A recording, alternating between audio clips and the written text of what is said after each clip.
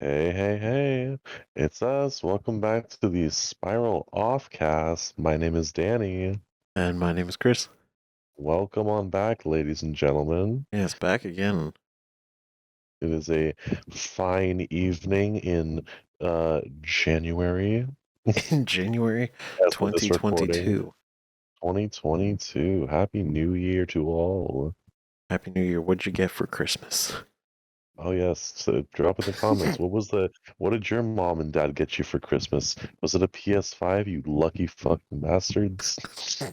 I still haven't gotten mine yet. That's right. So if you got one, send it in the mail over to Danny.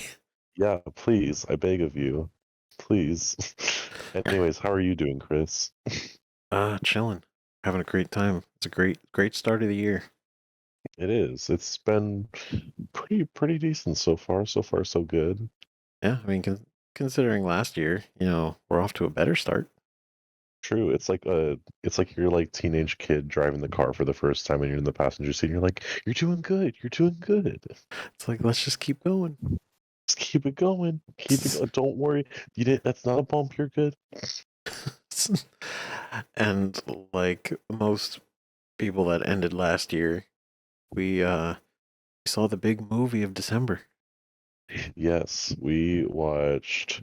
Well, it was crazy because there was definitely, over the course of the year, there was one movie that I think was on everybody's minds, and that was West Side Story, from director Steven Spielberg. Oh my I god, that's thought right. you thought that I was just kidding over here. No, it was a pretty good movie, masterpiece, 10 out of 10. Was it? I actually, okay. Now I have to stop memeing for a second. It was actually really good. Because I Definitely would feel like everybody recommend. hated that movie.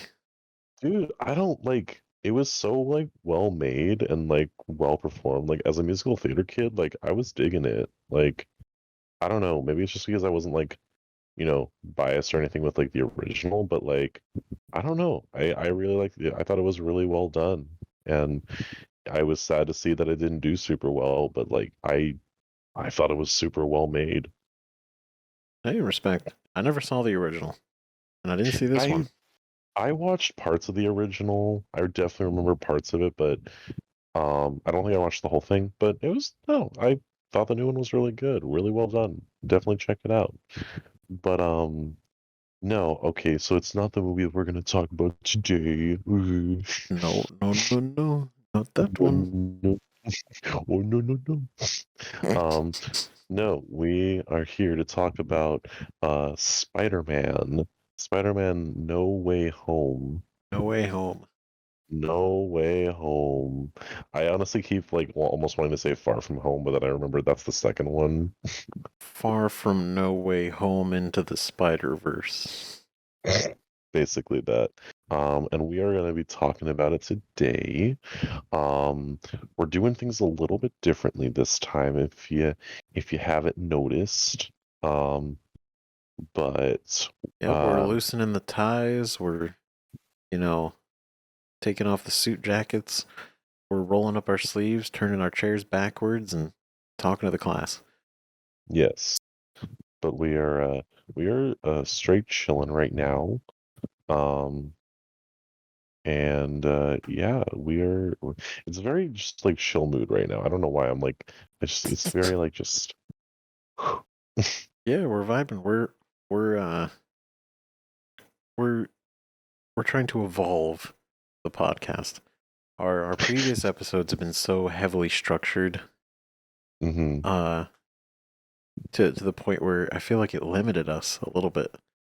I You know, mean, I think you're right with that, honestly. Like I think we were so like trying to keep a like this is how they have to go. It has to be like this. We have to talk about this. But it's like I don't like know. like we can't skip certain things, and it has to include this. And if we don't include this, it's gonna it's They nothing won't else is gonna make understand. sense. They won't understand. They won't get it, and it's like, and then stuff just started to drag on. Not like what Hmm. we were talking about wasn't good, but But it definitely, you know, our name is the Spiral Off Cast, and of course we spiral off. But I don't know. Like maybe we we need to just spiral need to off, like not spiral on. you know what? That's actually perfect. That's absolutely like unironically, not even memeing. Like that's absolutely it. God, Chris, you've solved it. You've solved world hunger. That's amazing. You've Oh done my it. god, I've done it right You've here. done it. It's like you may as well just figure out the cure for cancer. Like you've done it. Uh, oh my god, I don't know about that. That's a lot of pressure. No, you've done it though. I'm so proud of you. Step aside, doctors, We because got I ourselves a solved this one problem with a podcast I was we got ourselves a badass over here. staying back. But for But real, so that we've discussed it. We think that was kind of the issue. So this one is going to be more uh loose, more loose. loose. We're gonna kind of start off spoiler free, so that all Yeah, you unwatchers who are waiting for it to go on like Disney Plus or rent it somewhere, yeah. you know. We'll give our very general thoughts, and then afterwards we'll get into the nitty gritty. Oh yeah, full spoiler cast, talking about Go all the elbow great. deep. Well, we're gonna talk about the Tom Holland sex scene that's in the movie. Yo, it gets wild, and then He like wasn't sure about it, but really, you Doc know, Ock comes in with all four like arms, and it's like whoa. I can't. You were like genuinely shocked that I could have said something so horrible. This is like, oh no, Doc Cock. Doc Ock, like Doc Cock, am I right? Stop. Stop this. Stop this madness. Rule 34, where y'all at? No, you know what? Oh. Never mind. Delete that universe. Delete it. Okay, but anyways, sit back, relax, all you cool cats. Let's get into it. Yeah, so Spider-Man, No Way Home. Spider-Man. Do you want to go first, Chris? Just just general thoughts. Um, honestly, I was before the trailer even came out, just the idea that that movie was going to happen, I was already like, heck yeah, let's do it. The trailer dropped. I was immediately just more invested. And then I didn't look into anything else. Like there were so many rumors going around that I was just trying to Mhm. ignore all of them because I was like, I don't know what's going to be real and what's not, so I don't want to jeopardize anything, you know? And just like Mhm. the hype that this movie was building, um, part of me was worried that it wouldn't live up to the hype. But then the movie really did. Like it hit every expectation that I had, and it kind of and it did more. You know, we'll get into specifics later, but it was honestly really cool. It was a fun ride.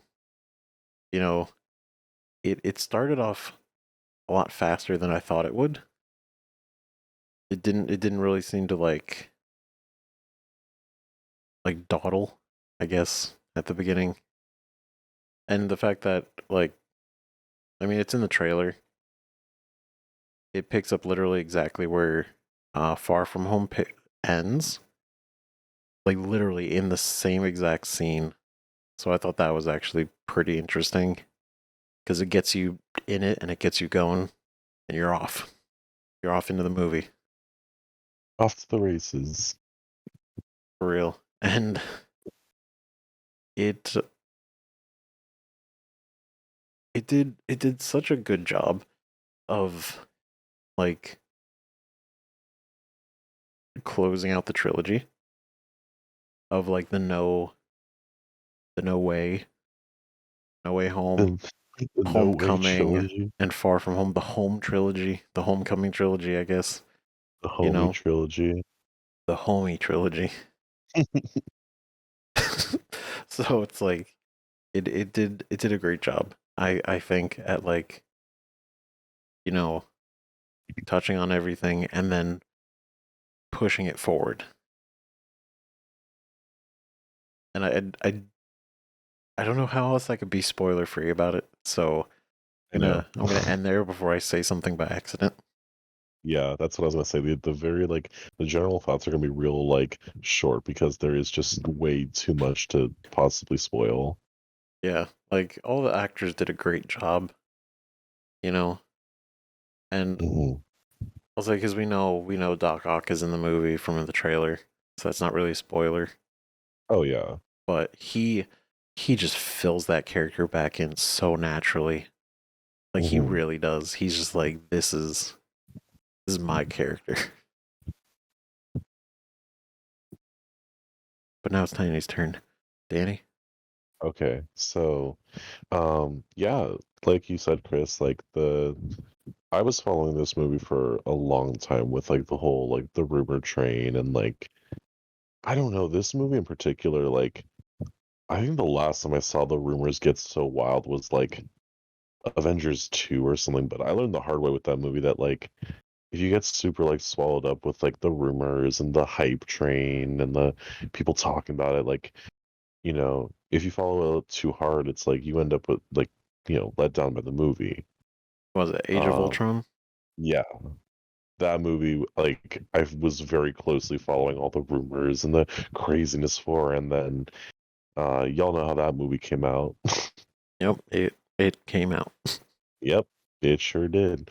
But I don't you just I couldn't help it. Like there was just so many wild like possibilities with this movie and like the idea of them possibly doing like a live action Spider-Verse essentially was just like how could they possibly do it? Like there's no way they could. And like I don't know, it just there was a lot of excitement around it. And then like on top of that, it's just like I don't know. Marvel in 2021 was really lackluster, I guess. Like you had like Black Widow, you had the Eternals, you had the Disney Plus shows, which were like fine, but like I wouldn't say they could really carry the entire year on them on their back.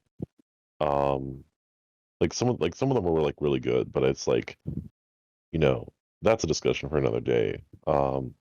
It I'd it's say like yeah. go ahead, you're good. No, I was just gonna say it did seem like all of the TV shows and the movies, like for the year, were really just like set up movies. Like they had to put them out so that the things that will follow those storylines later, those Mhm. are what's gonna really be good. Yeah, especially in something like the Eternals or like I don't know, even like even like ones like Loki, like which I really liked Loki for the most part. Like Yeah, even that was still like setting stuff up, and like the only other Marvel thing that would say was like pretty good was like Shang-Chi, but like even Shang-Chi wasn't perfect. Like there was still some pretty big like issues that I had with it, and like stuff that I wish it did differently, and so. I don't know. I was kind of worried about Spider-Man being the same way, but like thankfully I really enjoyed it. I honestly had so much fun with Spider-Man. Like what's funny is that I thought that it was probably going to fall into like like the basic action movies where it's like really mindless fun. Like how people talk about like the Fast and Furious movies. Like it's very mindless like dumb action, but it's fun. like the plot really doesn't matter. You're just kind of along for the ride. Yeah, exactly. And that's sort of like I almost felt like that's what Spider-Man was going to end up being, but I kind of was content. I was kind of like, you know what? If I at least have fun with it, then I'll consider it a good time. But like honestly, I got into it and like I was really happy to see it come along. I feel like it I feel like it didn't pull any punches, or at least for the most part, I don't feel like it did. And like I don't know, I feel like we got some really neat moments for Peter Parker as Spider-Man and like um I'll have to watch the other two Spider-Man movies as a whole, but at another time. But I feel like this one really had some great Spider-Man moments, and um, I feel like that it's able to do stuff that maybe the other movies were kind of lacking with Spider-Man. And um, no, I really enjoyed it. I think there's definitely parts that are a little shaky. I think there's definitely things that the movie has that happen that are like it's a little shaky, and it's a like when you really think about it, it's a little like I don't know, but honestly, like as a whole, the movie's great. It's a lot of fun. It's really cool if you're a huge Spider-Man fan like I am, like it's awesome. It's I think I heard somebody describe it as like it feels like a really like if you were watching like a Saturday morning cartoon, it's the really big episode special that you mark on the calendars and like you get all hyped for and it finally comes out and like that's what it felt like that and I was totally into it. Like especially as someone who grew up with like the 90s Spider-Man cartoon, like that's absolutely like it felt like that sometimes in like the best way.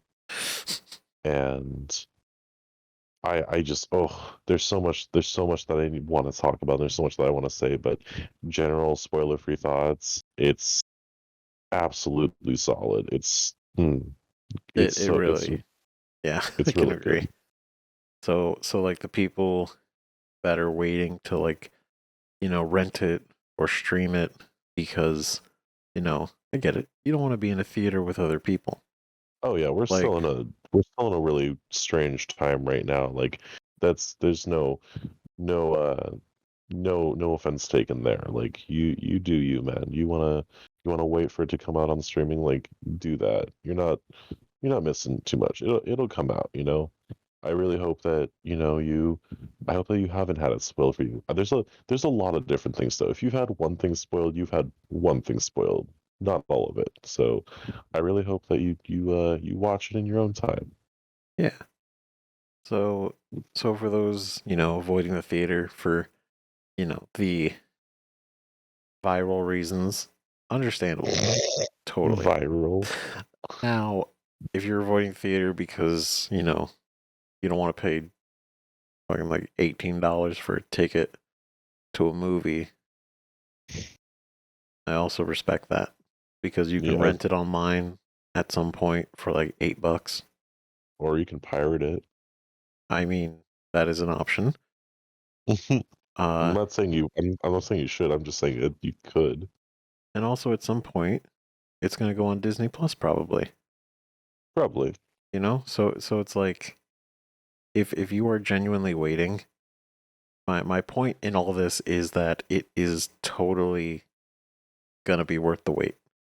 Like this isn't like, you know, if you've seen the Eternals and you're like, oh boy, the Eternals, and like you're waiting, you're like, I go to the theater, but it'll come on Disney Plus, and then it comes on Disney Plus, and you watch it, and you're like, I waited for this, like this movie, Spider-Man is gonna be worth the time that you were waiting. Let's put it this way. Against all odds, Spider-Man absolutely lives up to the hype that it built up, which is insane. And I definitely did not think it could have been possible. But somehow this movie lives up to all the hype that it had going for it. For real, it I was. don't know how it was possible. This is not something that I'm used to seeing, but it absolutely pulled it off. It's insane, and it has made so much money. Oh my God, it's making a ton of money. And like, I'm happy. I'm really happy that of all movies to do it, I'm glad it's this one. And for the record, it's making all of this money, and none of it is from China. Hell yeah. So it's like it's literally making all of this money, and it's breaking records while avoiding like one of the biggest economies. Is it not gonna play over in China? I don't know. I know it's not currently playing over there. I don't know if it's like if there's like a thing going on between Disney and China, or there's like a release thing, or China doesn't like the movie or something. I don't know what's happening. I I would have just know thought it's not over Spider-Man there. would have been fun. Oh, because I know like Eternals didn't play in like certain places of the world, and I thought it was just like a case by case thing. Oh no, like Shang-Chi.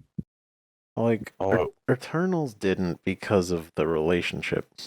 yeah, but Now, like I know that I was it Shang-Chi, but like I don't remember them saying they were just not gonna play Marvel movies. I think it's like specifically. Spider-Man. I think it's I don't know. And we could all probably speculate on the reasons like Bruh, forever. But bruh, imagine like you living in a country and your country banned you from watching Spider-Man. That's not cool.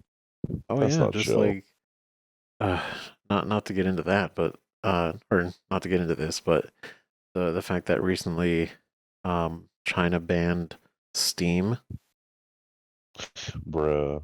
So you have to use the Chinese launcher of Steam, which is so much more restricted and limited and all these other things. So it's like that's a rough one. I thought you were gonna say they have to use Epic Game Store, and I was gonna be like, oh no. Oh my Oh god, no. could you imagine like your fate if you want to play a game you gotta get on Epic And it's like, exclusively. oh no. Oh, I can't wait to get multiple games at once. No. You can only do one at a time. Sorry. You better enjoy your free games of the week. That's all you get. Yeah, but then some of the free games aren't available out there or something. Some like Oh, dumb shit would happen. oh my god. It's awful. Ugh.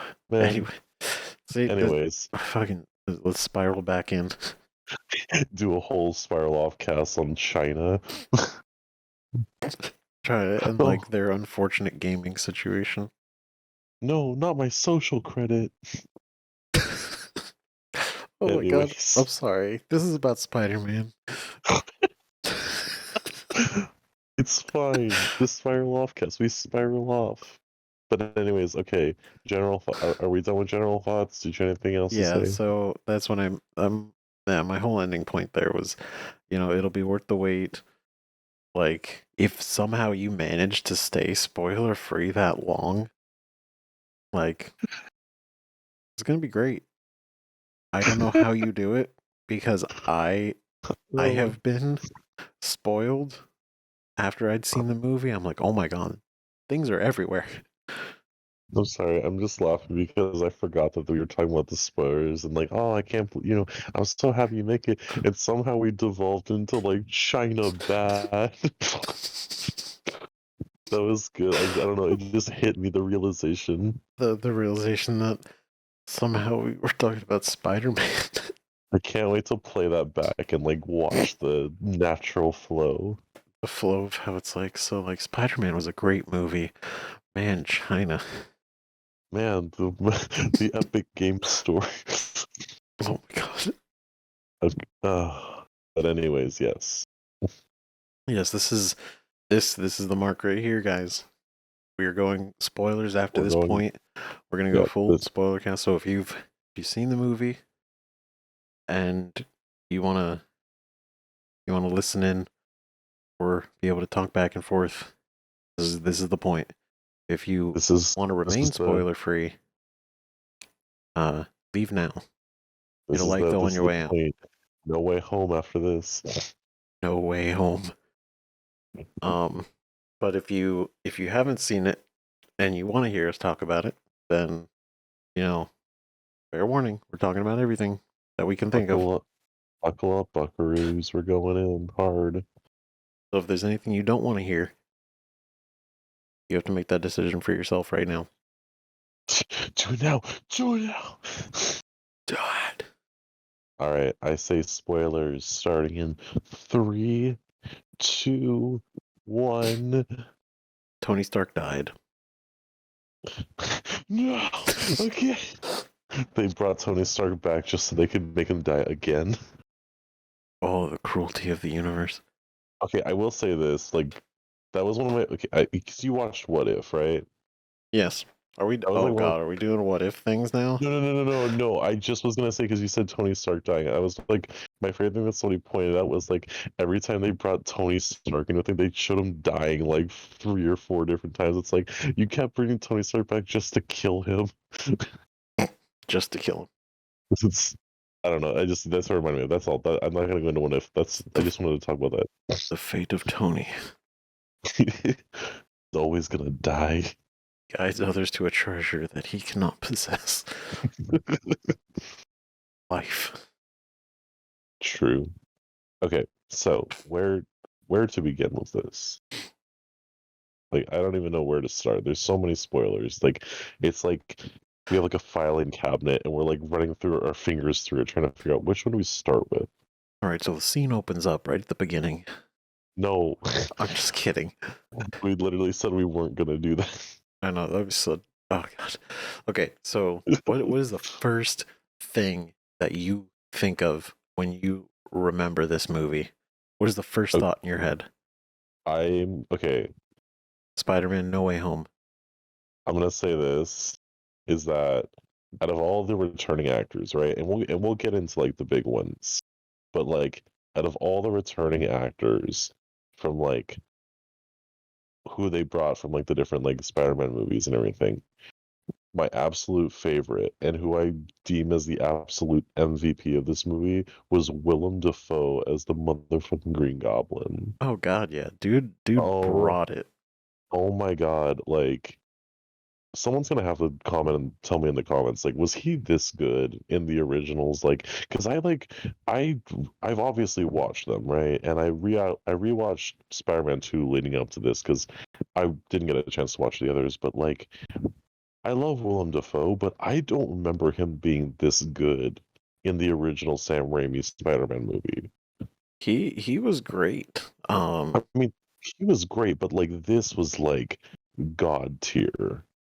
Well, like the helmet was really restricting a lot of it, and he even said it in like one of the interviews with this movie was like not having the helmet will allows him to like emote more into like the goblin persona and his own um his own persona. I So feel like I feel like that had to be it because that was one of the biggest things too was like his facial like expressions like oh my god it was just so like it put me on edge like just watching him like go into it and going into that persona and everything it's like he just did so good and it was insane like I don't know he just absolutely like from like what the movie's like 20 years old right the original is it? didn't it come out in like 2001 2002 something like Oh that my god, it did. but like for being a movie of that long ago it's like oh my god like of all the performances that one just it shook me like I don't know I just like I 2002. it was 2002 haha I'm the smart one I'm the smart boy. you know I'm somewhat of a scientist myself Oh my god. Which can uh, we appreciate that he used that line? I literally me and my brothers fucking clapped at that it was like oh my god he said it he said it He said the thing. literally as soon as he started I was like don't you dare It was so good. no oh my god no it's just okay here's the other thing too right like I love I love everything with him. I love the parts where he's also just like normal and like the part where he's actually working with Peter and like looking at all the sciencey stuff and like Peter's showing him like I think what was he working on like a cure for him or something like that? Like it was whatever like machinery they were doing, but they're both just doing science stuff together. Like I love that. Like I Oh, would have never like it's when they're all at like the apartment and stuff, they're all there. mm-hmm. Do you remember? And it's Yeah. like I I can't explain it. It's like something about it was just so cool seeing that in that environment and like I think because the thing is like the trailers show these villains, right? And like you see all these people coming in and it's like you're expecting it to be like he has to fight all these people. But I think the thing that the movie totally nails like out of the park, and I totally didn't expect it to happen, was that the movie really does a good job at humanizing some of these villains, like Green Goblin, and like showing them in a way different light than what the originals had shown Mhm. Yeah. or at the very least just giving them like almost like breathing time to where they don't have to necessarily be maniacal villains the entire time um like they can actually show a few different layers um Oh my God, like Electro, Jamie Foxx, like that's another one that's really really good. But I honestly really like just seeing him being a normal guy and like, he's still got like his like attitude. He's still kind of got like his like thing about him, but he's smart and he's like talking about the reactor and like I don't know. He just like seeing them like and him having casual conversation with not just Peter, but like some of the other villains there too. It's like I don't know. It just was such a element that I didn't expect, I guess. Oh, it's true. Like you're actually having them be themselves in these moments instead of, them getting their powers and then immediately becoming some sort of antagonist. Like Exactly. like immediately jumping to now they have powers or some sort of thing and now they have to be beaten. It's I like, th- yeah. exactly. I think the only one that didn't get the treatment and I kind of like on the one hand I really wish they had done more with, but on the other hand it's like he was kind of whatever anyway was the lizard. He Yeah. kind of he kind of just was there and he kind of like I feel like they didn't know what to do with him and like to be fair, he kind of was just like he was really weak in the Amazing Spider-Man. Like he wasn't a very I don't know. Like it's funny because I like his arc. Like I like the whole Kurt Connors like trying to fix himself, but then he ends up becoming like the lizard and like kind of I like that element, but like I never felt like he was that strong of a villain in the original movie. So like seeing him in this one and kind of seeing him, it's like he just gets pushed to to the side, like, and that's it. Yeah, I'm like, he's kind of like the shocker. I'm like, I'm not that surprised, but I also wish that they had tried something with him. Yeah. I don't know. It's No, like if you I could, I don't know. It's like, yeah, I don't know if you could bring these like, other guys in and have these like nicer moments or like these more downplayed like moments just like being themselves. Like I feel like they could have tried something with him, but I get it. Like I don't know, he wasn't that compelling of a character. Like everyone wants to see like Green Goblin and Doc Ock and like all these others. Like well then I think the Amazing Spider-Man movies they didn't do good service to any of the characters. Like they didn't do good yeah, service to Andrew Garfield's Spider-Man. They didn't do yeah, really any good service to Gwen Stacy or her dad the cop or the lizard or Electro. Like they were kind of just all no, pieces in the movie that were doing things. So you know, when it came to this movie, like specifically, like the lizard, it's like, what is there to play off of? Because his whole thing was so straightforward. He's like he wanted, the reptile's ability to regenerate its limbs, and he got that, and now he's a lizard, and he wanted to turn the rest of the city into reptiles too.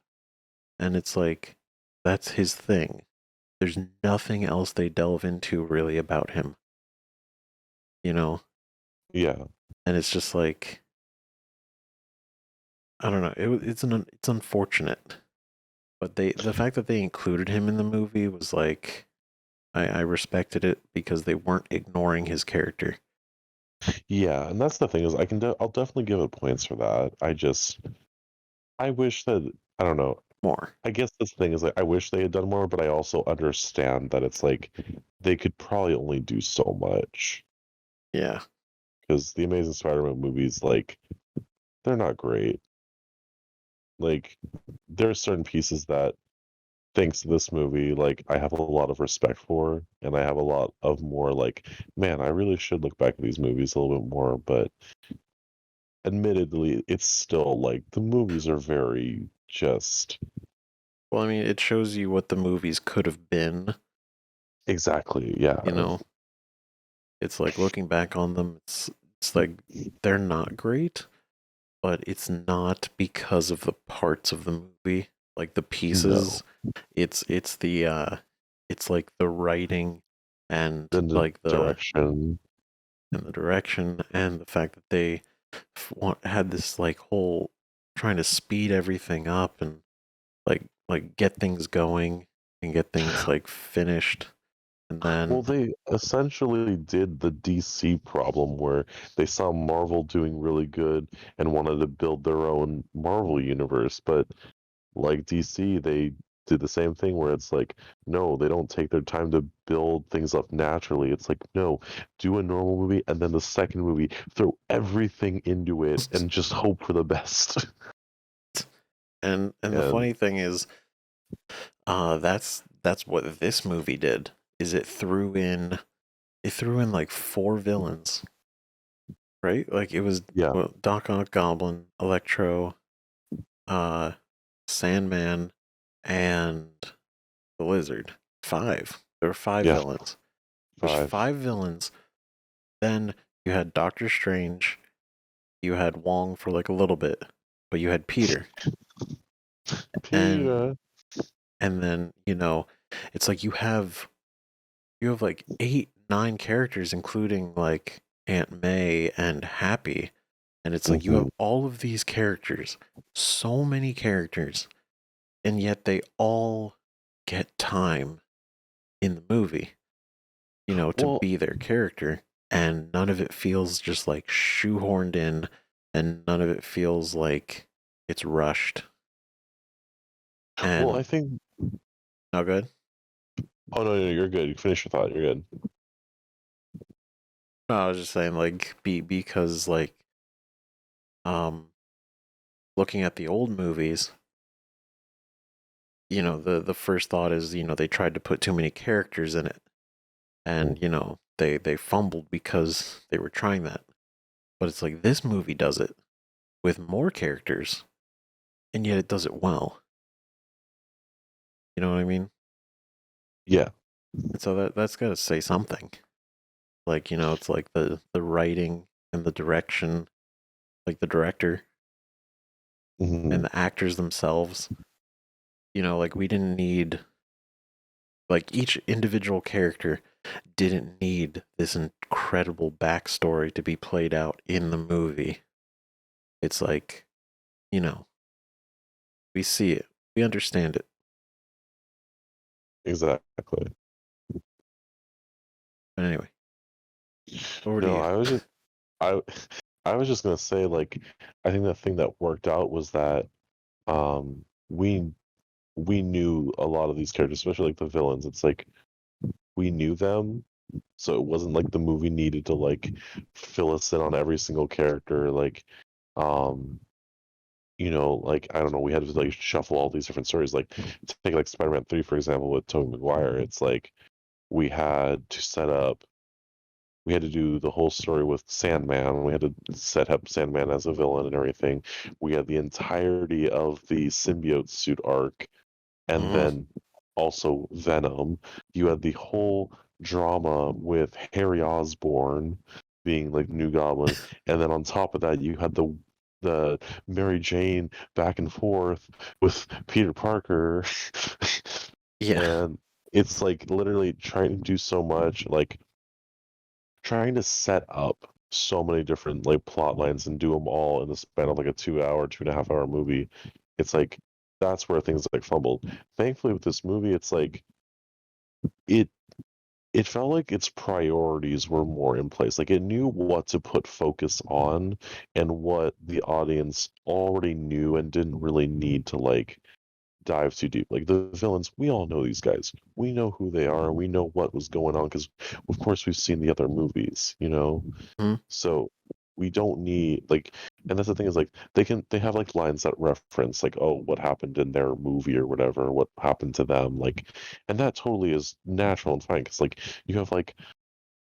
you have like Otto Octavius who's like, wait, you're alive, and uh, Norman Osborn, he's like, what do you mean? And like Otto's saying like, no, you died, and like you this whole thing happened to you, and then like you got Sandman, he's like, well, you died too, and like all this, like that makes sense, like that's natural, like it's yeah, we don't need a whole like play by play of everything that happened. It's just like a couple lines, that's totally fine. hmm yeah, So I don't know. It felt like the movie's priorities were straight, and because of that, it's like we were able to get the most out of the movie and the direction and stuff because it knew where to place the priority. It knew which characters it wanted to focus on and what elements it wanted to focus on. Yeah, and it didn't really seem like any one character was overshadowing the other characters, even though Doc Ock was like the first one we saw in the trailer, and it's like he's like such a big character. He in general, as far as like Spider-Man lore, but also he was in Spider-Man 2, and it was like this whole huge thing. So he's a big deal. But anytime he's there, it's not like every other villain or every other character feels like smaller in the scenes. Like when he's Oh there no, with Osborn, it's like you see them like, or they feel equal, like no, it's insane. Because I genuinely, because the emphasis on him in the trailers and stuff, it's like I figured Octavius would probably have more of it, but like, no, I think that's also why I gravitated so much to Green Goblin. Like that's why I may have been so caught off guard because I wasn't expecting him to be as insane and unhinged and as big of a focus as he was. hmm and And I was stoked about it. I was like, oh cool, we're gonna see like, another side to, Osborn's character and more of it, you know. And uh, the mask of like the Goblin was definitely criticized a lot in the first mhm. Spider-Man movie of being like a little silly. Well, even in the trailer where he first shows up, a lot of people were like, "Oh God, he's wearing the Power Ranger outfit again," and even I was like, "But I understood." It's like, you know what? Like, I get it. You want to bring them back the way they were, and it's like that makes sense. I wasn't expecting him to smash the mask up and just completely ditch it, but I love the decision too. Oh yeah, and I love the way that he did it. Like he's talking to it again, and it's like his Hmm. persona, like his whole Gollum and Smeagol thing, you know. Hmm. But then he actually makes the decision and smashes the mask, and it's like, no, I'm not doing this anymore. But You know what? only thinking that he really got away from it. Yeah. You know what I think too, and I think this will be like the last thing that I want to touch on with the Goblin. Before I transition to other stuff. Um, Something that I realized with Green Goblin was that I have no like dislike or anything towards the first two movies with like Vulture and Mysterio or anything like, but watching Green Goblin this movie and watching the extent that he goes to just fuck with Peter and like just absolutely pushing him, right? I Yeah, realized that we hadn't seen this version of Spider-Man really just push the edge, like how unhinged Goblin was, and just absolutely just insane, right? Like just unhinged. Vulture and Mysterio were both, for the most part, pretty level-headed. Like they were both pretty. Like I'd say Vulture had like a couple ones where he's like, okay, he's pretty like intimidating, but like still like level-headed, still able to maybe be reasoned with or something, or Peter's able to have some sort of like able to have some sort of understanding of and whatever. But yeah. like Goblin was like nuts, and like just the fact that like uh, he like okay, I mean, okay, we'll go. We're in spoiler talk now. I can say like he kills he kills Aunt May. Like he killed May. Like that. yeah, Like I did not see that coming at all. But like this guy like comes in, kills the person that's maybe arguably one of the closest people to Peter, and pretty much threatens the rest of them. Goes against everything that Peter had been working towards in terms of like just curing them and everything. And like you can tell just how badly Peter is hurting, but like Goblin just laughs. He's laughing. Like the part that got me was when like Peter is like beating the shit out of him and everything, like in the apartment building, and he's just laughing. Like, Mm-hmm. he's unhinged. It's like we haven't seen this up until the very end, like the climax where he like legit was about to kill him. Yeah, And it's like like no other villain had pushed him to that point. Like, Mysterio was like an asshole, but like Spider-Man was gonna let him live. Like he was gonna just walk away. It was like it was fine. But like no, like oh my god, it I realized like and I was into it. I was like into watching it. No, he's absolutely pushing Spider-Man to the edge. Like it was to the point where I genuinely like I knew by the end the villains had to go back to their worlds, right? It had to be some sort of way that they end up getting sent back. mm, But yeah. I was really hoping that something would happen to where Goblin would stay, or like Goblin would end up stuck here, because I just really, really enjoyed watching this dynamic of watching him push Peter to his absolute edge in this movie. I thought that element was so interesting and so well done, and it made me realize we just haven't seen that yet. And I honestly, oh, like if we could just have it where he was the main villain, like the first Spider-Man movie with Tobey Maguire, like, oh my god, mm, it It's was it so good. it's true. Like we haven't really like this is the first movie that actually has like super villains, you know, like Hmm. real like villains, you know. Like even though Well, like Doc Ock isn't a villain, oh technically it's because when he is being controlled by the arms, he is. yeah, He is not a good person. You know, and Goblin's persona is completely evil.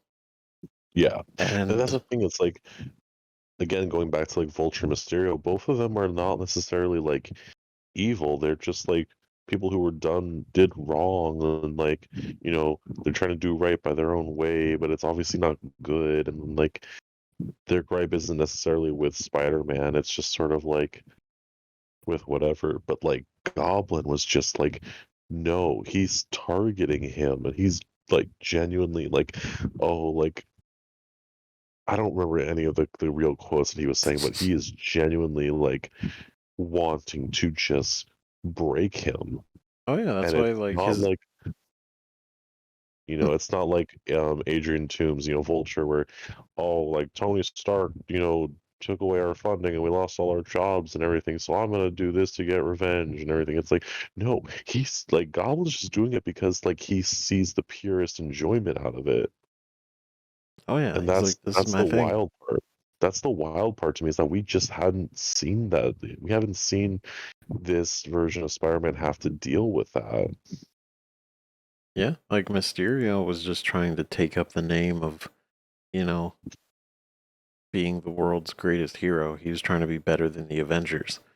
Like Exactly. it was all obviously it was all an illusion. It was all manipulative, but that's what he was doing. He wasn't doing it to like, kill tons of people, and he wasn't even trying to kill Spider-Man, honestly. He was trying to also manipulate Spider-Man.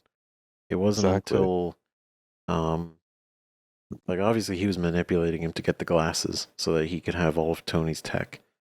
But Hmm. even after he got it, he was still like, I don't care enough to kill Spider Man. Like he didn't care. He could have, Hmm.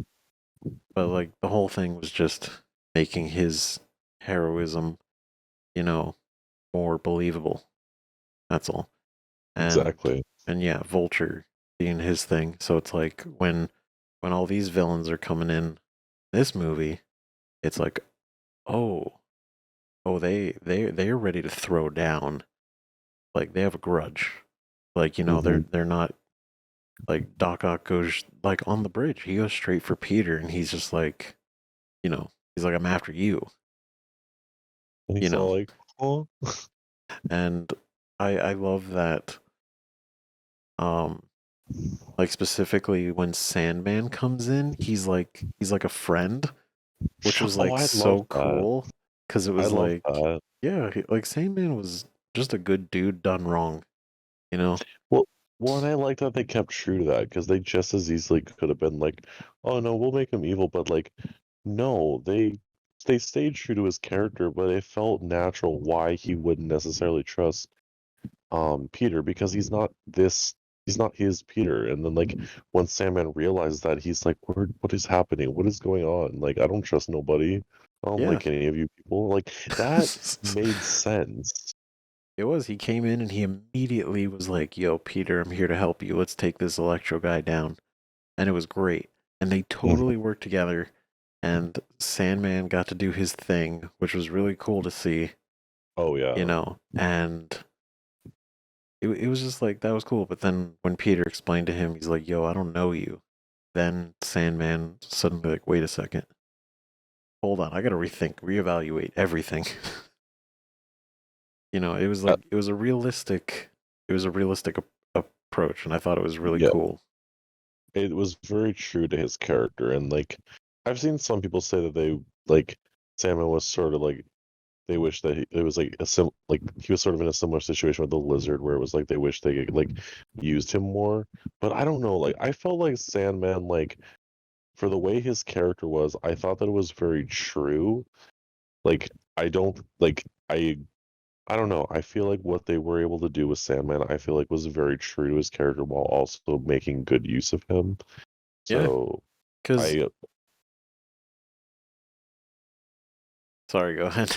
no, it's okay. Like I was gonna say, like I've just seen some people say like the two like underused ones or the two ones that kind of got sidelined were Lizard and Sandman.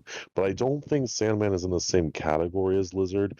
I think Lizard is sidelined because he just was kind of a weak character in general. But Sandman, it's like I don't think he's first of all, I wouldn't know if I would say he's sidelined, but I think it's just like his character arc, the stuff that he went through in like Spider-Man 3 and like, just in this movie, it's like he wasn't a bad guy by any means. It's like he's more or less, on his own kind of team, if anything, and that makes sense. Like, you Yeah, know, and that's the thing with the way the spell worked. It was pulling very specific people in. It wasn't just pulling like villains.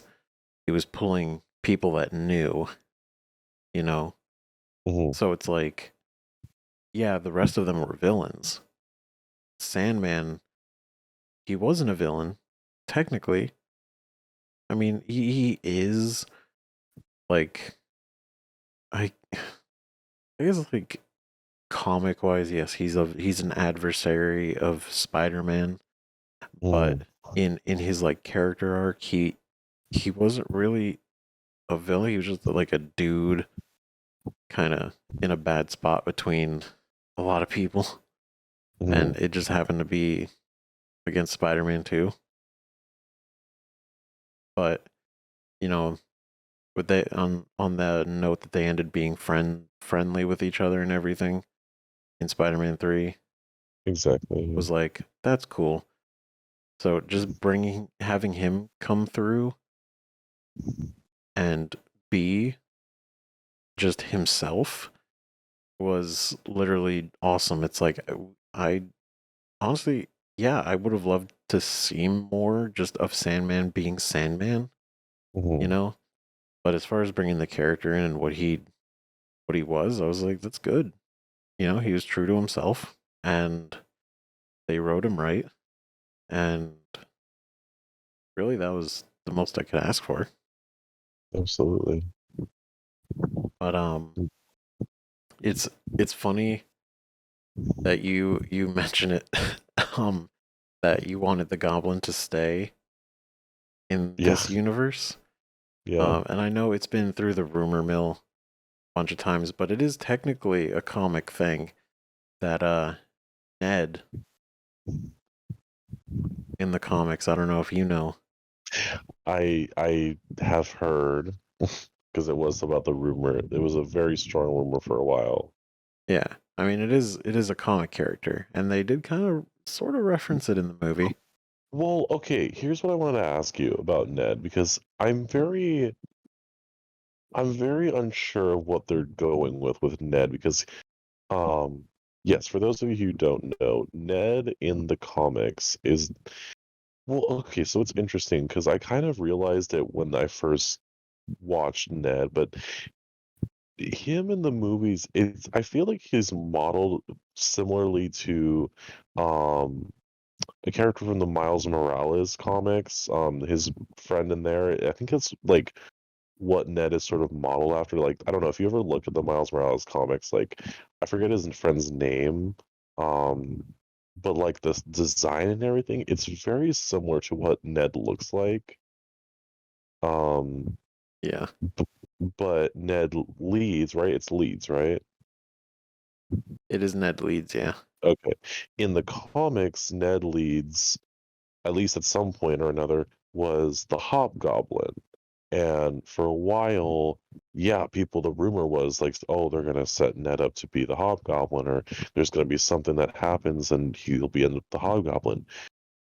But in the movie, I'm like, I'm curious to hear what you think about it because they bring up this whole thing with him suddenly being able to use magic, like Doctor Strange magic, and like I think at one point somebody, either him or like his grandma or something, said that the magic like runs in the family or there's something a connection. Yeah. I think that's what he said.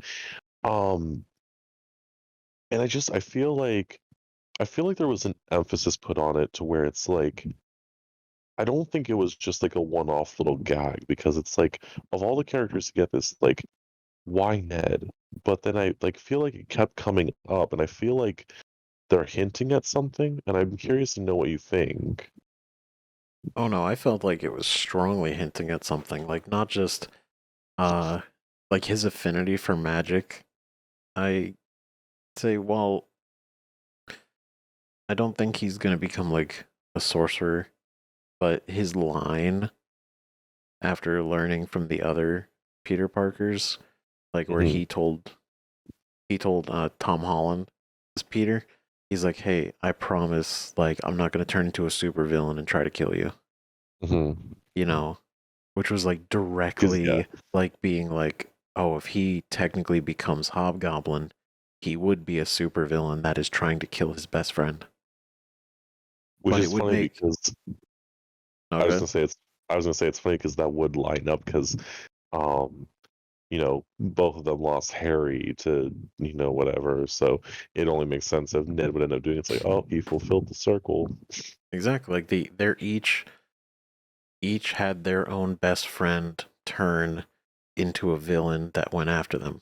And so Mhm. this variant, i.e., our main MCU Peter, his guy would be doing it. Now, what I think is interesting is that, and I was thinking about this today, what if it ends up being where he ends up turning into a villain, not because necessarily of Peter, but because of the lack of Peter being in his life? Like if it ended up being because by the end he's forgotten who Peter Parker is. Peter Parker essentially doesn't exist in his life. What if it ends up being where Ned becomes a villain because of that? Like because Peter wasn't around to sort of like you know be his friend or be like supportive of him. Ned ends up getting mixed up into bad stuff that would lead him to being sort of a villain. Oh no, and that is exactly one of the points that I've thought of too. Like, um, specifically, like, was it? So like he wouldn't have Peter as his best friend, right? Hmm. Which, as we see, he's literally best friends with Peter. So Hmm. when you look at it, you're not thinking, or you're thinking like, how is he going to turn into a villain and fight Peter? Like he has no reason to. They're literally best friends, and there's nothing like what would really separate them to a point where they would become adversaries. And the way the movie ends, he has no idea who Peter Parker is. He knows who Spider-Man is, and it's like if there is some situation that happens because of Spider-Man that would turn Ned against him, or Ned wouldn't like him, or something, or really anything that would trigger it. You know, he doesn't have that best friend attachment. See, what I think is interesting is that because usually the trope is like, oh, like they're best friends, but then like he causes something to happened to the other guy, and the other guy is starting to turn into a villain. It's like you see that friendship turning into an adversary, like that you see the like even like the Tobey Maguire, like the Sam Raimi movies. It's like you watch Harry and Peter like close and everything, they start becoming like enemies, or like Harry starts to dislike them. But this would be interesting, like if it was like it's not caused necessarily because of how Peter is, or like the way he is in his life, but it would be caused by just the lack of it. Like it could have been prevented had Peter just stayed in his life, or had he like you know reintroduced himself and had been there. But like I don't know, I was thinking about that. I was like, what if it ends up being it because he's not there? Oh yeah, and I forget if it's in the cartoon or if it's in one of the older comics, but spoiler for the comics. But so in one of the renditions, Ned is brainwashed by the main villain to be to that Ned takes on the persona of Hobgoblin under mind control and does all the Hobgoblin stuff. Now, like looking at if that would be the direction they would go, like it could make sense because Peter wouldn't be there to protect him from whoever would actually end up mind controlling him. See, here's the weird thing. It's like I think what's throwing me off is just the introduction of him being able to use magic. Like I I feel like that's gonna end up working itself. And Hobgoblin never. There's none of the goblins really ever used a magic thing. Well, like the thing with the magic is it's not that Ned can. I don't think it's saying like Ned is a sorcerer, like he can use magic. I just Hmm. think it means like he has just an affinity for it. So Hmm. if like he was shown how to do it, he could pick it up relatively easily. Hmm. Like we see Doctor Strange doing it. And thing is he had a knack for it, but it was his mind that was holding him back. It was the fact that he didn't believe it. He was like, this is ridiculous. That was what was holding him back as far as, you know, being good at magic at the time. Once he let that go, like he was reading all the books, he was learning spells on how to do everything. He learned how to use the Eye of Agamotto like overnight, you know? Hmm. And it's like Ned could be the same thing as far as just like he has a natural, you know, he's a touch for it. There's just, you know, he needs the means. And right now there isn't the means. And he has no reason to do it or go learn it or anything. I think it's more of like really a setup. Saying if he gets involved in it, it's not coming out of nowhere.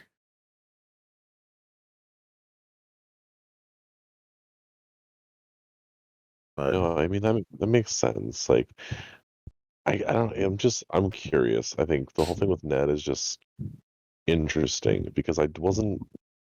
The rumor obviously was leading towards him being Hobgoblin, but like what we got was opening up something that was interesting, and it it was definitely setting up it was. him basically. I feel like it like subverted what everyone was sort of thinking was going to happen, and I like that.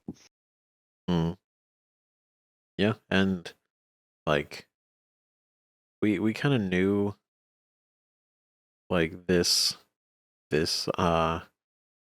like our MCU Peter Parker, his girlfriend, like that wasn't Mary Jane MJ. Hmm. She just happened to be MJ, you know? Right. Now it's what am I trying to say? Like there's possibilities for everything more now. Like by establishing that it's like, oh, Peter Parker could actually find, Mary Jane MJ, Hmm. you know, technically. Will he? Will he? Probably not. I feel like it'd be weird if like we established her, as MJ, even though it's not technically Mary Jane, but it's still MJ. Like, I feel like it'd be weird, and then he suddenly goes with a girl who has the same initials. It's like, hmm? Well, because it's like Michelle, and he's he'll start dating Mary. You you know, know it's who, like, you know who I honestly would rather, I'd rather see him interact with at some point. huh? Um, and I don't, I this dumb Sony spin-off movie's probably gonna fuck it up, but um, I honestly want to see him interact with Black Cat at some point. I was gonna say like that would be. That's the one that I feel like would be fun to see Tom Holland's Spider-Man have to interact with and have to deal with. Oh yeah, could you? Because like, could you imagine like in a scenario where like he comes across Black Cat and she's like the only one that's like really a friend to him because he has nobody else, Hmm. but like she's like he's kind of like crushing on her, but he's in love with MJ still. But But then she's like, she can like question him, like, you know, question him about it, but Peter will just be like, "Oh, it's complicated," and but he'll. also, I don't know. I feel like he would get all like awkward and like No, she'd that's be what I like, mean. yeah. It'd be. I agree. It'd be a great interaction, and I can only hope they've already thought of that. Like, I don't know. I just feel like, especially with the way that they're going now, with Peter being more on his own, I feel like that's a very like. I feel like that would just be obvious. Like, make something like that. Like, Black Cat usually is on her own anyway. Like, I feel like that'd be kind of fun. Like, and they could pose the question like, "Oh, like, will he do it?" And he'll probably be like, "No, like, I still am in love with MJ." Like, I don't know. I think it'd be interesting. oh, it's true. And like on that same note, like this this is the end of the trilogy, but it's the beginning. It really was. These three movies were the origin of our Spider-Man. Which is so weird. It's so wacky to realize. It's like, I don't know, to think that like him popping up in the three movies and then also popping up in like Avengers Infinity War and everything. It's like, no, it's his origin story. Yeah, Like, and this it man it got a hell of an origin story. it really is. And I was thinking about it all day, like knowing we were gonna record this. I was just thinking about Spider-Man, like how this really was his origin story. And like I don't want to sit on this too much because it doesn't really have anything to do with the movie. It's just the concept of it being the origin story. Mm, Um like you look at Peter in every single situation, he is literally uh he everyone else is like the crutch for him. Like he is so quick to be aided by other people. Like hmm. Tony like helped him out constantly. Um, Nick Fury Nick and Fury was, Far From Home. uh, even though technically spoilers, that wasn't actually Nick Fury. Well, but it's like the idea. Yeah, yeah. The whole thing It's is like actually he was it's constantly being actually looked out for.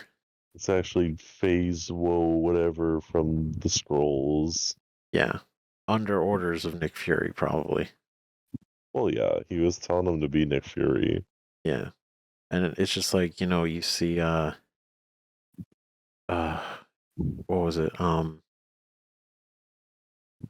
uh like in this movie, you know when everything is happening, what like when he gets not when he's not allowed to go to college, his first instinct is to run to Doctor Strange and say, "Hey, can you help me with this?" Instead of Mm-hmm. thinking it out for himself and trying to like figure out the situation, he ran to somebody else who could Which, fix it for him. you know what I think is funny? It's like the ending in particular, I feel like it's like an answer to one, because I feel like this is like one of the biggest complaints with Tom Holland's interpretation of Spider-Man, if anything, is the fact that he is, because he's been so integrated with the MCU and all these heroes, is that there is sort of like you said, an over reliance on characters like Tony Stark, or there's an over inclusion to where it's sort of like waters out the friendly neighborhood Spider-Man element of Spider-Man. And like, I don't know, I feel like part of the fun with the comics was like him having these crazy interactions with some of these like Marvel characters. Like in the comics, you see him talking with like Wolverine. One of the biggest ones, obviously, is like him and Deadpool. Like, I don't know, the interactions I think are like fun, but I definitely agree. It's like I feel like the MCU kind of like overplayed it. I think a little bit, and we didn't necessarily have that element of him being able to do stuff on his own or like him having to figure stuff out. But And is yeah, it's like, I mean, yeah, that's exactly my point. Like he never, in like looking in his character, he's never had to actually rely on himself. Like Mhm, he's never had to get himself out of a situation. Not mhm, really, because he's always had somebody else to bail him out. And mhm, now with everyone not knowing who he is, and he literally has to figure out everything on his, he has to go get an apartment, he has to get a job, he has to like live, he has to keep being Spider-Man. Like he understands now from hearing from the other Peters, like, this is like they both said, this is just what we do. This is what Spider-Man does. We try to have a normal life, but at the end of the day, you know, we're Spider-Man. That's kind of like what comes first. mhm. And he they did, you know, kind of give him hope when he asked, and he's like, yeah, like what is it? Our main boy Tobey Maguire Spider-Man was like, I had some rough situations with my girlfriend, but he's like, we figured it out. And it just shows, to Tom Holland's Peter, like, it's not over. It's possible to do both. He just has to figure out how to do it on his own, you know? And now he really has to. He doesn't have Tony's tech anymore. He doesn't have Happy to be there. His aunt is gone. And so it really is like setting up Peter to really be Spider-Man from the ground up. And it's gonna be great. It's really sad the way it had to happen like that, but It's wild to think that it's like I don't know. It's just wild that it's like it took all of this, and now we're finally like it took getting everything that crashing down. literally. um, which uh, on a side note, I wanted to actually ask you this question. It's not really a question, more of like a thinking topic. Anybody else that's listening. So the spell, right? Everyone forgets about Peter Parker. Not Spy. Everyone remembers Spider-Man, but nobody knows Peter Parker, right? Hmm. What does that do to the rest of the Avengers?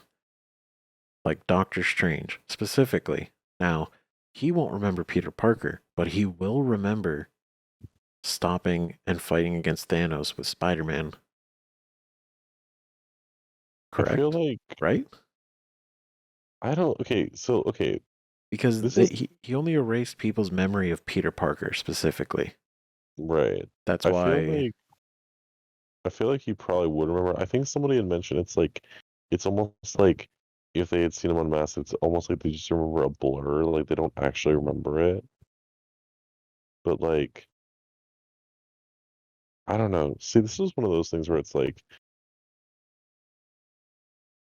I feel like they probably would remember Spider-Man if, but not Peter Parker. that's what I mean. Like, because the Daily Bugle still talks about Spider Man as a menace, and Yeah, everybody still is like, Spider Man killed, you know, uh, Mysterio. Mysterio and everything. And that's all still there. Just nobody knows his identity. So, It's just like literally, Spider-Man is. It's like, like, what do you say? yeah, so like you hear like Jay Jonah talking about him, and, everyone still kind like they still remember. Like, Ned and MJ. will remember Spider-Man and the Hmm. moments that they had with Spider-Man. They just won't know who Peter is or any of what that means. So it's like, you know, it's just interesting because it's so specific to forget Peter, but not Spider-Man. But it makes sense, I guess, why you wouldn't forget Spider-Man, but why wouldn't you just wipe it all out? But then Yeah, I guess that's also taking responsibility for being Spider-Man is by not hiding that part, right. living with the consequences of his actions. Let me ask you this. This is an interesting one. So, like, everyone forgets Peter Parker is Spider-Man or who even Peter Parker is. But what about like people who like recorded it on their phones? Like, if they manage to like when they're like web slinging and everything, like, what happens to like the phones and like the phone pictures and footage? Like, does that just get erased? I ain't that I guess, right? Because um at uh at the end when Jay Jonah has the has his next big thing, calling him Spider-Man a menace, he's not revealing his identity. Hmm. Even though the Daily Bugle had so much footage of who he was. He had all those crazy like podcast videos. He did. um it was kind of funny. That just had me think. So at the beginning, remember how the whole spell was he wants people to forget that Peter Parker is Spider-Man, Hmm. but then he's like, oh, I want some people to remember. You know, Hmm. why didn't he just cast the spell to just make everybody forget, and then just go tell the people he wanted to know? I mean, I guess he could do that now Well, no, I mean like back then. in the beginning. If he I, cast the spell, everybody would still remember that he's Peter and they all had friends and everything. They just wouldn't know he's Spider Man. And then he that's could literally be like, hey, Aunt May, I'm Spider Man, by the way. And then it's that's like, true. oh, and, like technically avoid all of the horrible consequences of everything. See, I also feel like why didn't he just like once Doctor Strange is like, wait, you want some people, just stop the spell, get like a shopping list together, which people you want to remember, and then just go from there. Like, why did he have to be an annoying little bitch about it? He's like, oh, but we gotta keep Ned, remember? Oh, but my science teacher. Shut the fuck up. Like, just stop the spell, figure your shit out, and then do the spell.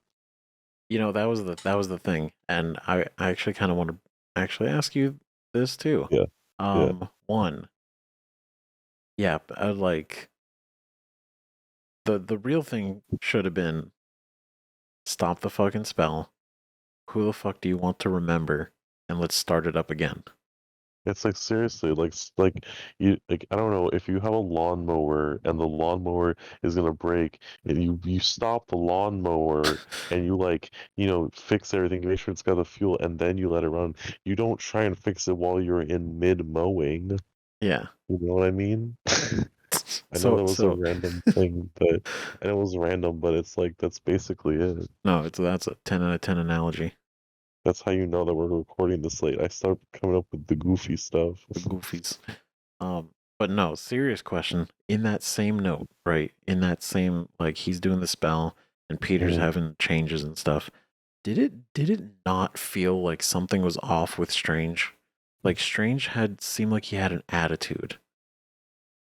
What, when he's trying to Like cast a spell? like the whole time. Like at the beginning when they first met him, and it's like he seemed like okay, but then once he started talking about the spell, and then every time Peter added a thing, Strange just seems so horribly impatient. Like I I think I it get it, just he's changing the spell midway, but Strange is doing like nothing to be like trying to reconcile the situation. And then afterwards, um, whenever the villains show up and he's like, "Oh, I'm gonna send him back," and he has the box and everything, he's just like tired. He's like done with it. And every time Peter's trying to be like, "We gotta help him," Strange's like, "No, I'm sick of this. No, stop." He seemed angry. He seemed angry a lot of the movie. I think it just has to do with like just the directing. I think that's the thing. It's like because a lot of people are like, it's is it Mephisto? He's not a character. It's Mephisto. But it's like I think that just genuinely speaking, they probably were just trying to like figure out what parts of Strange like to have him be, and like I don't know, like I don't know. I think it's just like him getting paired up with like the young like teenage kid of the group, and he's like basically the babysitter. Like I don't know. I get annoyed too. No, and I like the thing is, I would believe that if that was really how it went, because he Hmm. wasn't babysitting him like at all. Like he helped him with the spell at the beginning. The spell got messed up. He locked the spell down, and then just told Peter like, go call the school, like go figure that out. Yeah. And he his hands were off of it. You know, that's when Peter went out there, and then um, you know, the whole bridge scene happened and all this, and Doctor Strange only got re-involved after the villains showed up. He locked them down, and he told Peter to go clean up the mess. Strange wasn't Mhm. cleaning it up. He wasn't babysitting the situation. He literally was like, "No, you guys go out there and fix it." Saying like, you know, it it wasn't really a burden to him, True. you know, because if it was, and if it was that big of a deal, Strange could have just done it on his own. He That's would have true. done it on his own if it was that severe. Strange wouldn't have been like, yeah, let you and your two high school friends go, you know, keep the multiverse from exploding. It's like, nah, he seemed preoccupied. But that's just me. I may be reading into it too much, but I mean, I guess we'll see. I do want to see a freeze frame of the end of all of the silhouettes in the stars. Oh yeah, and like the purple, like the space and Yeah, because you everything. see like the shapes of the villains, and like you see Rhino is in there. I honestly I couldn't figure out who was who. I knew that there was something, like I knew there were shapes in there. I Yeah. just didn't know who they were. So when it comes out on like streaming and on digital, it's definitely one of those things where we're gonna have to pause and like really look at it because I just couldn't tell in those few seconds. Like I couldn't figure out who it was. Oh, I couldn't tell you. I'm like scanning the entire thing like so fast. I'm like, where? I literally only picked out Rhino, but you know, I was just like, these are references. Oh yeah, The lore. the lore. The lore. It's in here.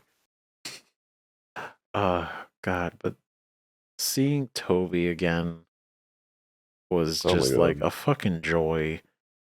And I know people meme on him and being like, you know, the worst Spider-Man or just like cringy. And for the most part, they're only remembering Spider-Man 3, Mhm. you know, but I just the dynamic between the three Spider-Men, Spider-Mans, The Spidey boys. Spidey boys. It was great. I loved it when Andrew fucking told uh called Toby a fucking youth pastor for his Oh outfit. my god, I fucking that died. cracked me up. It That was so killed good. me. It was so good. Oh god, and Andrew really got the justice he deserved in this movie. Oh my god, honestly, this was what made me realize that maybe perhaps I treated you too harshly. Um, I I don't know. I never really cared for, the Amazing Spider-Man movies, obviously, but like I don't know. I always said that Andrew Garfield was okay. I just didn't really think much of it, but like I don't know, watching him in this, I was like, maybe I do gotta watch these again because like I don't know, he just was a lot of fun, and it seemed like he honestly had just full of spirit, and like he seemed so likable. I'm just like, man, like I'm so happy a lot of people are in love with him right now, and like people giving him the appreciation because I feel like I feel like when they were all talking and like on the Statue of Liberty, they're all like, oh, I dealt with this black alien. Whoa, I got to go to space. And then he's like, oh, I'm the lame one who didn't get to. Then they're like, no, you're not. You're not lame. Like, I feel like that almost was like meta. Like Uh, they're talking, like they were talking about their stuff. I was like, no, you're not lame. Literally, I feel it. Like the whole thing with everything about his Spider-Man was so like self-aware, being that his movies did so badly, But and it's like it's not his fault. It's they were just not well made and not they were just garbage directed, but that's not well, his that's why fault. that's why Toby was there, being like, "Hey, you're amazing. You are amazing." I don't know. He I'm was so great. happy that I'm happy to see people are really showing love to him, like, because like that's the thing. It's like if anything, he probably deserves it. It's just like the actor who was there, like through whoever like wrote that script and gave it like nothing to work with. Like I don't know. I'm glad that he's getting the love that he deserves right now, though. He did. I mean, this movie showed that with the right director, the right writer, right team, like him and you know really everybody in the movie was great. Oh, That's the thing. absolutely. It really showed like it was the actors weren't really the issue, Absolutely. and it's kind of almost it's kind of amazing, and I love that people are actually like calling for more Andrew Garfield movies. I You know, know. it's like, you know what, our boy deserves it after all the wrong he's been dealt. I feel like I'm sure they probably won't, but like I don't know. That's still like that's just cool. It's like I doubt it would happen, but you know what? That's good for them for going for that and like again showing love to Andrew because Andrew probably like got dragged through the mud and it's not even his fault. Oh, exactly, and you know, just the feeling of all that. I'm sure he had reservations when this was even the idea for this movie. It's just Hmm. like really just another reason for him to be on screen and be memed on, you know, Hmm. and then only for like the complete opposite to happen. Well, and Like it's just like if anything, he's just like, it sort of like makes you feel better probably hearing so many people actually like you after yeah. hearing the opposite for so long. Well, you know what was funny was like um all of his scenes were so good, like especially the part where he saves MJ from falling off and like Oh god, it my makes him fucking so heart. cool. No, you know what was crazy? So my mom actually went and saw this movie tonight and she saw it with her boyfriend and she didn't watch the Amazing Spider-Man movies, but even she felt sad watching him get all like teary-eyed because she was like because he had mentioned that oh he lost her or whatever like but then I asked her, I was like, but you didn't ever actually see the scene that it happened, right? And she's like, no. I was like, no, that's like the one good thing the Amazing Spider-Man movies ever did was the Gwen Stacy death. It was so sad, but like, it's just his emotion can be felt on different levels, even if you haven't seen his movies. It's like you still feel how good of an actor he is, and like, ugh, Yeah, like for real. God, that scene fucking killed me. In theater. I'm like, oh my god, he finally gets like he's sort of like redeeming himself in his own eyes, I know. where he Oh, failed his MJ, you know, but in this one he actually he did it. he did it. I was like, oh god, it's okay, No, Andrew. it's okay. You did good. You're a good boy. And like Oh, his approach to like catching her was like completely different because like obviously he remembered. So like the way he went to catch her wasn't actually by, webbing her this time. that's It was true, isn't actually it? just to speed himself up and actually like physically catch her. Oh my god, I didn't even think about that. That's so true. because like Because it the was the little web hand that went to go get Gwen Stacy. That's right. and we don't know. It was left ambiguous for a reason. Like, was it the fall? Like, did she hit the ground and die, or was it the web like catching her that like broke her? You know? And it's like either way, it's like if she hit the ground and that was the reason she died, it means he wasn't fast enough. And if it was the web hitting her that killed her, then it means it was a bad decision to web her. So he Mhm. decided to literally do the opposite of those to save MJ in this one. That's so cool. I didn't even think about that, but you're totally right. Like, well, So it was just like that moment where it's like he just instinctively went for it, but mhm, like he learned. It was like, damn, mhm. Damn, it's so good. that's awesome. Oh God, God damn, what a movie. it really is. The movie is fucking great. Like I can't wait to watch it again. Honestly, Oh, same. I really want to watch it again at some point.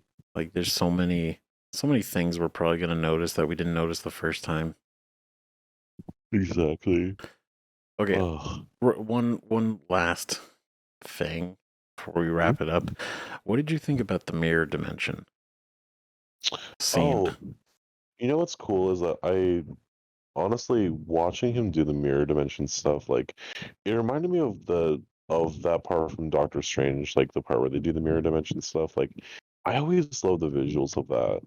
And so it was really cool seeing it. Um, it was really cool watching like Spider-Man have to navigate through it and have to figure it all out. The second he started doing math stuff completely lost me. Like, I don't know, he started like speaking like Spanish or something, like when he's got all the rocks lining up and like he's like, wait a minute, if I take like the Pythagorean spiral and like, like I add X to 3 and then like take a 3 meter deep dive or whatever, like Mm-hmm. I don't know. Whatever he did, it worked. Like that was really cool. I I was very lost. I felt like I felt like when you watch anime but without the subtitles and you're trying to just figure out what's going Oh on. my god. It's no, it's completely true. I like after thinking about it for a minute when he's like, "Oh, it's just geometry." And it's like technically yes, because the way you see like the way everything is manipulated, it's all being moved at angles and certain like things are being warped in very like uh, perfect ways. Like when the buildings like shift and like multiply and tilt, it's all in like a perfect fan motion, and then when the buildings like go inside and like upside down and like everything like changes, it's all very angular. So it's like to an extent, it's like geometry from like a shaping, like it's shaped and everything moves that way. I don't know how he got to like, mastering geometries, mastering the mirror dimension, Yeah. but I guess like looking at it mathematically, like the way things are moving, like he can kind of predict the movement maybe. And so like webbing them up in that like specific shape, like he could manipulate it. Not him manipulating it, but he could take advantage of the manipulation. I don't know. But I that don't know, man. it was just Uh, like he just did it. He's like, "Yo, you got magic, but I got math." well, I mean, like it was cool because that's the thing with Peter is like he's a very smart guy, and I think that's one element that I really like to see a little bit more of at some point. Is like him just being really smart and like remembering this sort of stuff. Like I think that's really cool. Like absolutely lost me again. Like I That's hate because we don't math. have the 800 IQ that Spider-Man does. Like literally he just unlocked it. Like dude's in the mirror dimension that makes absolutely no sense, and within like 5 minutes, he's like solved it, I've cracked the code. literally. And then oh my god, like I literally like slightly panicked when when he locked Doctor Strange in there and took his ring. I was He like, he he literally locked this guy away. Like, if he broke the multiverse, he literally would have himself to blame. Like, he literally just locked out his one way out of this mess. oh yeah, but It's meanwhile you like, got Doctor Strange in there like ready to whoop ass. When he gets out, he's like, you little shit.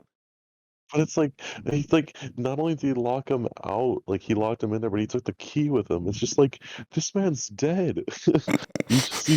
You basically exiled him. Like, if anything happens, he's dead.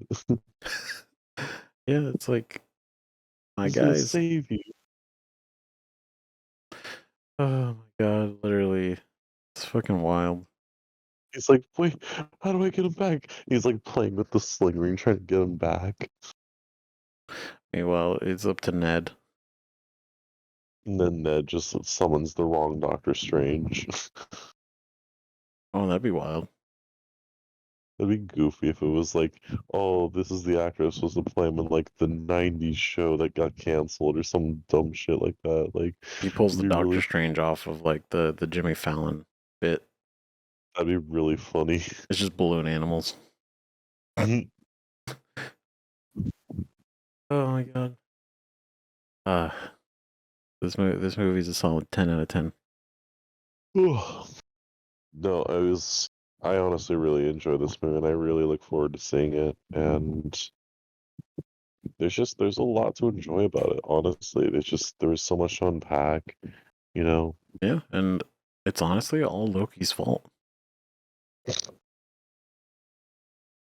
It I is. mean, It is. If the events in that show didn't transpire, this movie's events wouldn't actually happen.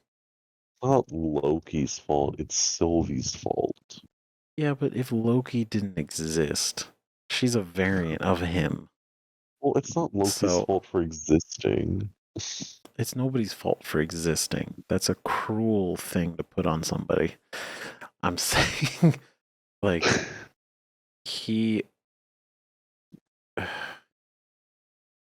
It's not his fault, but I'm saying it's like the events of the show, Loki. No, I know. Like, technically, Loki, yes, probably should have stopped Sylvie if he didn't want the multiverse to be a thing, Hmm. but he didn't, and thus got bamboozled. Bamboozled. Got bamboozled by himself, by an And alternate then version of himself. and then the alternate version went to go kill the funny man, and the funny man bamboozled the multiverse. Yeah, and As we're literally, as we're gonna learn for the next few years, the funny man bamboozled us again. yeah, he done goofed us. He's about to goof us for like several years. Oh yeah, Like like, y'all don't even know. oh no, we don't know at all. Like, Y'all don't even know. Doctor, and the fucking after credits scene being uh the trailer for Multiverse of Madness, or like the Which I teaser. which I thought was like, okay, I'll be honest. Like when that came on, I was like, oh, it's a trailer. Okay, like, that's fine. But the trailer looked really cool. I'm really interested, and I'm happy that that's the next one. Yeah, looks like it's gonna be pretty interesting. Um, I'm excited to see Wanda again, for I'm sure. I'm ready, fucking ready. Let's go. Let's go. Hell yeah. Okay, and the final note, we got to see the look of the classic Spider-Man suit I briefly. know, for a very brief moment, which I thought was super cool that he made that. I was like, well, this is the start. This is the Yeah. start to our little homegrown Spider-Man. Yep. No crazy fancy suits with gadgets and tech. It's like, nah, he sewed this himself. No, it's super cool, and I'm honestly really excited to see where it goes from here. Like, I don't know. It's just like, oh, so cool. It really is. And with that, that concludes this episode of the Spiral Offcast Yes. regarding Spider-Man No Way Home. Ooh, did you enjoy this movie? Let us know in the comments. Did you not enjoy it? Well, thank you for sticking around for this long. I'm surprised. But also, let us know in the comments. Yeah, what did you like or dislike? Please, the conversation is open to the table. Yes, And let us know. while you're at it, hit the like button and also hit the subscribe button just right next to it. And while you're at it, hit the ring ding ding bell button. it's the dinner bell. Oh my god. Ring ding ding. Ring ring. What was tonight's dish? I don't know what you would consider Spider-Man. Is that like Spiders. ew? No, get that off the table. No, get away from me. Tonight was a heaping serving of with great power comes great responsibility. I want it to be like, you bring out it's so stupid. You bring out like a like a plate of like mashed potatoes. And you call it great power, and then with great power comes great responsibility. It's like a gravy boat. It says great responsibility. I both hate and love that analogy and that image. Can somebody make Tell that a meme? I just want to see it. With tell me great it's tell me it's 3 in the morning without saying it's 3 in the morning. literally with great power comes great responsibility. How Um, can you have mashed potatoes without gravy? Oh my god. stupid. This is the Why dumbest. why Why is it always at the end of these podcasts they have like some food thought and it's like the funniest thing in the world? It is. It's always. You know, it only makes sense. Eventually, we're gonna have the whole Thanksgiving course because last time was corn. Now this time it's mashed potatoes and gravy. Dude, we gotta like slowly work our way up. I gotta think of more food things. It'll last Meatloaf. me meatloaf. It'll last me a good like 10 episodes.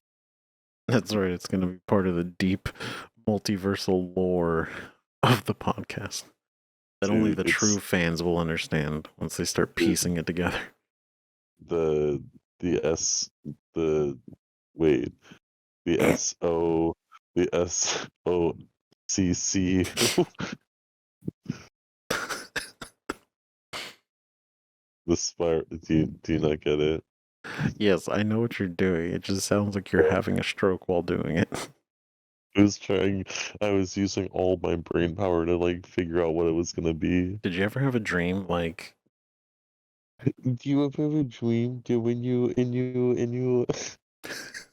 did you ever and then you ever won it? oh my god, It is so funny. It goes on for way too long. it really does. But that poor he's doing it. He's doing his best. Oh my god. He's doing his darndest. Oh my god. I think there's a video of that kid like all grown up talking about the video, and I gotta watch it because that's so funny to me. He's like he's probably accomplished like so many things, but the thing that he'll always be known for is being that kid who just goes a minute long stuttering and not saying a thing. But the one question he's going to be interviewed when he's older is did he achieve the dream he was talking about? True. Mysteries of the universe. The mysteries of the multiverse. It'll like and Ah, comment from which universe are you from?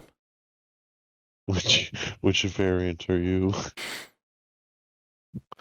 All right, guys. I think we're hitting the brakes at this point. Yep. So hit the like, hit the subscribe. Thank you so much for watching, guys. We really hope to see you next time. Take Watching with care. your ears. Watching with your ears and your eyes. It's a beautiful picture. Yeah. this beautiful artwork we're gonna hang on the fridge when we're done. That's great. Gonna print it out, glue it right up there. Look at it. Mom, look, my art class. God. Okay, we gotta go. You take care, everybody. We'll see you Okay. next time. Bye. Bye. Bye.